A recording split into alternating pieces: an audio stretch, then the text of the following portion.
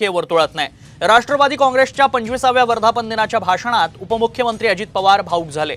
शरद पवारांविषयीच्या आठवणींना उजाळा देताना दादांचा कंठ दाटून आल्याचं पाहायला मिळालंय। वर्धापन दिन राष्ट्रवादीचा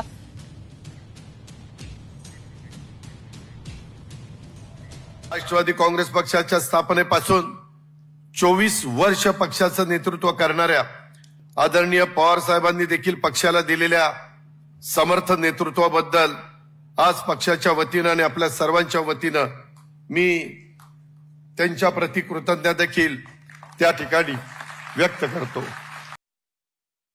सांगितलं की तटकरे साहेब, तुम्ही पक्षाची काही का होईना लाज राखली, कारण या निवडणुकीत रायगड लोकसभा मतदारसंघातून विजय झालेले जे प्रदेशाध्यक्ष आपले आहेत सुनील तटकरे साहेब यांचं मी आपल्या सर्वांच्या वतीनं मनापासून अभिनंदन करतो।